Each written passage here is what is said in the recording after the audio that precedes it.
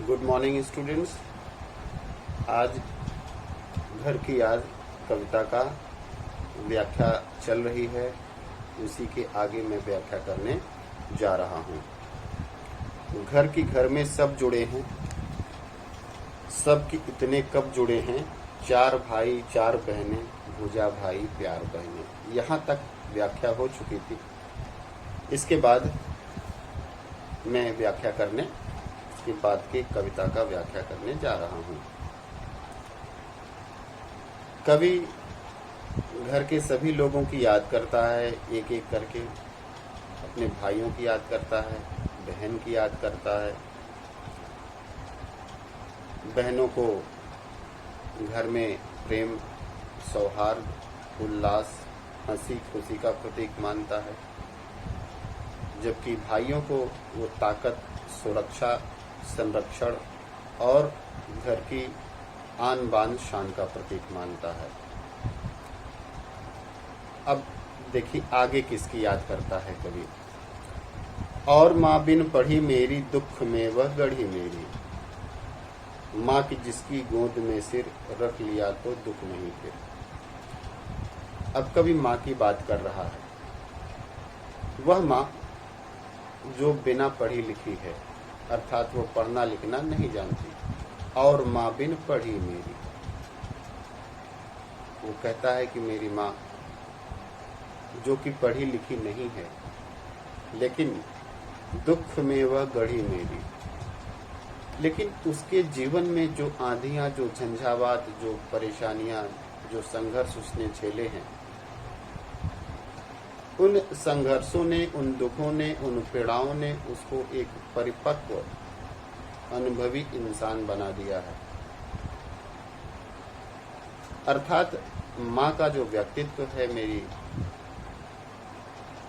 वो अनुभवों से गढ़ा हुआ है। जीवन की तपती हुई आँच से उसका जीवन गढ़ा हुआ है, इसलिए उसमें किसी प्रकार की जीवन में गलती करने की कोई संभावना नहीं। अनुभवों से भरी है। और वो कैसे अनुभव? जीवन की तपते हुए आँच के अनुभव, जीवन के झंझावातों के अनुभव, जीवन के दुखों और संघर्षों का अनुभव। और ये स्वाभाविक सी बात है कि जीवन फूलों का सेज नहीं है। जीवन का दूसरा नाम संघर्ष है। हम जिंदगी में कुछ लक्ष्य तय करते हैं, उन लक्ष्यों को प्राप्त करने के लिए संघर्ष करते हैं, और जब वो लक्ष्य मिल जाता है तो कुछ क्षणों के लिए हम वहाँ आनंद मनाते हैं और फिर अगले लक्ष्य की ओर चल जाते हैं। ये बीच का जो थोड़ा सा पल है, यही आनंद और खुशी का होता है। और तो जिंदगी के जो रास्ते हैं वो संघर्षों में ही कटते हैं। इसलिए जिंदगी का दूसरा नाम संघर्ष है, और संघर्ष का दूसरा नाम पीड़ा है। तो उसकी माँ दुखों से, पीड़ाओं से, संघर्षों से गढ़ी है, अर्थात अनुभवों ने उसे परिपक्व इंसान बनाया है। माँ की जिसकी गोद में सिर रख लिया तो दुख नहीं। माँ एक तो जीवन के अनुभव से गढ़ी है, दूसरा वो माँ है, अपने बच्चों के प्रति उसका हृदय ममता से भरा हुआ है। कभी कहता है, कितनी भी दुख जिंदगी में हो, कितनी भी पीड़ाएं हो, अगर माँ के गोद में सिर रख लिया तो जिंदगी के सारे दुख, सारी पीड़ा, सारे झंझावात खत्म हो जाते हैं। बच्चों, वो याद कीजिए, माता का आंचल, क्लास 10। भोलानाथ जब दुख पीड़ा से भरा हुआ, वो प्रकरण अंत का याद कीजिए कि जब वो भागता हुआ, डरा हुआ, भयभीत जब उसे लग रहा है कि उसकी जान का खतरा है, तो वो पिता के पास नहीं आता। हालांकि दिन में ज़्यादातर समय वो पिता के पास रहता है, लेकिन वो पिता के पास नहीं आता है। वो सीधे माँ के गोद में जाकर समा जाता है। ये होता है माँ के गोद का महत्व। अर्थात माँ का गोद वह सुदर्शन चक्र है, वह सुरक्षित जगह है जो समस्त दुखों पीड़ाओं को काट देता है। आपको एक सबसे दुनिया का सबसे सुरक्षित पनाहगार होता है एक बच्चे के लिए। तो कवि उसी की बात कर रहा है कि अगर माँ के गोद में सिर रख लिया तो फिर दुनिया के सारे दुख, सारी पीड़ा, सब कुछ खत्म हो जाते हैं, क्योंकि माँ की ममतामयी, स्नेहमयी जो आंचल की छाया है और उसका जो जिंदगी का अनुभव है, वो बच्चे की रक्षा करता है, बच्चे को महफूज रखता है। अब आगे, माँ की जिसकी स्नेह धारा यहाँ तक भी पसारा। स्नेह धारा अर्थात कवि को जेल के अंदर भी माँ की इस स्नेह की धारा बहती हुई महसूस हो रही है। उसे लगता है कि माँ की जो ममतामयी अस्तित्व है, वो उस अस्तित्व से वो घिरा हुआ है। जेल में भी उस अस्तित्व को महसूस करता है। स्नेहधारा अर्थात माँ के प्रेम की, अपने बच्चे के प्रति माँ के प्रेम की जो एक निर्मल गंगा की तरह जो धारा है, वो प्रत्यक्ष रूप से कवि जेल के अंदर भी महसूस करता है। यहाँ तक भी पसारा अर्थात इस जेल में भी मुझे महसूस हो रहा है, उसका अस्तित्व यहाँ पर भी बिखरा हुआ है, बह रहा है। उसे लिखना नहीं आता जो कि उसका पत्र।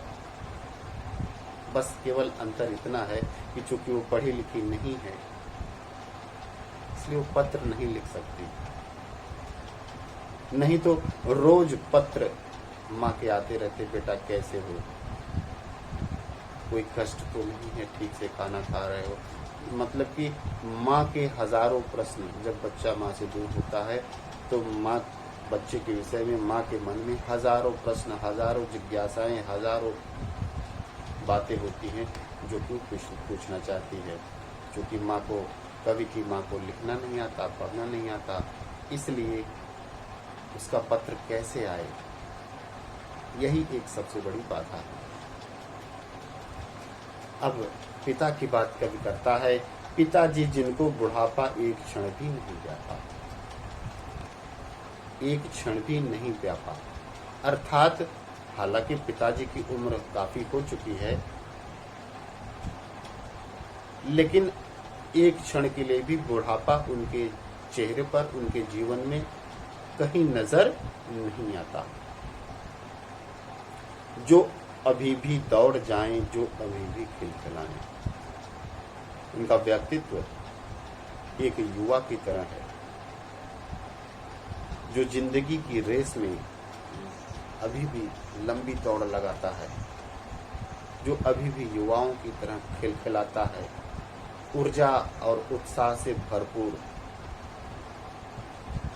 वो हर तरह की जिंदगी में टारगेट ले सकता है और उस टारगेट को पूरा करने की वो क्षमता रखता है। जैसे एक युवा जिंदगी में नए नए लक्ष्य लेता है और उन लक्ष्यों को प्राप्त करने के लिए जी जान, जी तोड़ मेहनत करता है और उसे प्राप्त कर अपनी जिंदगी को सार्थक करता है, खुशियों से भरता है। तो कवि ये कहना चाहता है, आज भी मेरे पिता, हालांकि उनकी उम्र काफी हो चुकी है, लेकिन आज भी युवा होने के सारे लक्षण मेरे पिता के अंदर मौजूद हैं। यहाँ जो अभी भी दौड़ जाएं, दौड़ जाने का मतलब ये नहीं है कि रेस करना। दौड़ने का मतलब है जिंदगी की दौड़, अर्थात जिंदगी में वो कोई भी लक्ष्य जो युवा ले सकता है, वो अभी भी वो लक्ष्य प्राप्त करने की क्षमता रखते हैं। और जो अभी भी खिलखिलाएं, खिलखिलाने का मतलब है जिसकी जिंदगी युवाओं की तरह खुशियों से, उत्साह से, ऊर्जा से भरा हुआ है, ऐसी जिंदगी के स्वामी हैं मेरे पिता आज भी, जबकि उनकी उम्र काफी हो चुकी है। वो आगे कहता है कि मौत के आगे न हिचके, शेर के आगे न बिचके। वो प्रतीक देता है कि मौत के आगे न हिचके। मौत भी सामने खड़ी हो तो उनके अंदर जरा भी डर और भय नहीं होता है, उनके अंदर जरा भी संकोच नहीं होता है। वो रिस्क लेने और दुस्साहस करने का पूरा मादा रखते हैं, पूरी क्षमता रखते हैं। और जो जीवन में रिस्क लेते हैं, साहस करते हैं, उन्हीं को जिंदगी में बड़ा प्राप्त होता है, उन्हीं को जिंदगी में बड़ी अचीवमेंट्स मिलती हैं। बिना रिस्क के कोई गेन नहीं है। इसलिए कवि कहता है कि वो मौत के आगे भी जाने से संकोच नहीं करते और शेर के आगे न बिचके। अगर अचानक आपके सामने शेर आ जाए तो आपकी क्या हालत होगी। यहाँ शेर का मतलब है कि बड़ी बड़ी बाधाओं के सामने भी वो विचलित नहीं होते। बिचके मतलब विचलित नहीं होते। वो बड़ी बड़ी बाधाओं के सामने भी विचलित नहीं होते। वो मौत से भी नहीं घबराते, वो रिस्क लेने से नहीं घबराते, वो बड़ी बड़ी बाधाओं से विचलित नहीं होते। और बोल में बादल गरजता, काम में झंझार लरजता। बोल में बादल, उनकी वाणी आज भी उत्साह और ऊर्जा से भरी हुई है। दबी हुई, मरी हुई बकरी की तरह मिमियाती सी आवाज नहीं है। उम्र काफी हो गई, इसके बावजूद आज भी उनकी आवाज में गर्जना है, बादलों की गर्जना है, बुलंद आवाज है। जब वो बोलते हैं तो लगता है कि हाँ, कोई जैसे शेर दहाड़ रहा। बोल में बादल गरजता, अर्थात उनकी वाणी में वो बादलों की ऊर्जा समाई हुई है, जो सामने वाले को, उस पूरे वातावरण को प्रतिध्वनित करके, प्रभावित करके करने की क्षमता रखती है। और काम में झंझा लरजता। झंझा मतलब तूफान, मतलब उनकी काम की करने की जो स्पीड है, जो तीव्रता है, वो तूफानों की तरह है। वो कोई काम शुरू करते हैं तो फटाफट उस काम को खत्म कर देते हैं। लरजता का मतलब जैसे उसमें विराजमान है। जब वो कोई टारगेट लेते हैं, जब कोई लक्ष्य लेते हैं, तो उनके काम करने की तीव्रता देखकर, उनके काम करने की स्पीड देखकर अच्छे लोग आश्चर्यचकित रह जाते हैं। इसलिए कवि कहता है कि मेरे पिता के अंदर वो समस्त लक्षण हैं जो एक महत्वाकांक्षी युवा के अंदर हो सकते हैं। वो आगे क्या कहता है? आज गीता पाठ करके, दंड 260 करके, खूब मुग्धर हिला लेकर, मूठ उसकी मिला लेकर।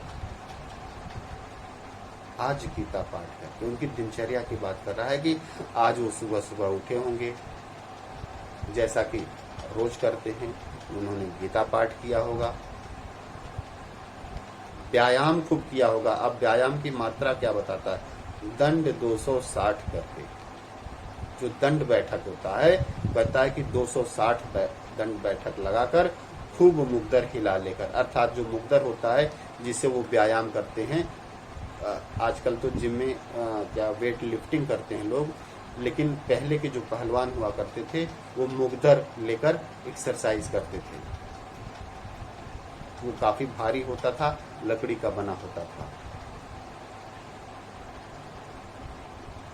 तो खूब मुग्धर हिला लेकर, अर्थात खूब मुग्धर को हिला लेकर उसकी मूठ को पकड़कर खूब एक्सरसाइज किया है, जैसा कि नॉर्मली वो प्रतिदिन दिनचर्या उनकी रहती है। ऐसा करके जबकि नीचे आए होंगे, नैन जल से छाए होंगे। जब नीचे आए होंगे तो पता चला होगा कि उनका जो सबसे बड़ा बेटा है वो जेल जा चुका है। तो उनकी आंखों में आंसू आ गए होंगे। कब यहाँ कल्पना करता है कि मेरे पिता की क्या स्थिति हुई होगी। उनकी आंखों में यह समाचार सुनकर आंसू आ गए होंगे। हाय पानी गिर रहा है घर नजर में तो। वहाँ पिता की नजर में आंसू आ रहा है, यहाँ बेटे की जेल के अंदर बेटे की नजर में आंसू भरे हुए हैं। अर्थात इन आंसुओं के सैलाब में चारों तरफ बाढ़ आ चुकी है और इस बाढ़ में कवि को अपना घर तैरता हुआ नजर आ रहा है। अब यहाँ तक हो गया है, घर नजर में तिर रहा है। फिर इसके कल हम इस व्याख्या को आगे कंटिन्यू करेंगे।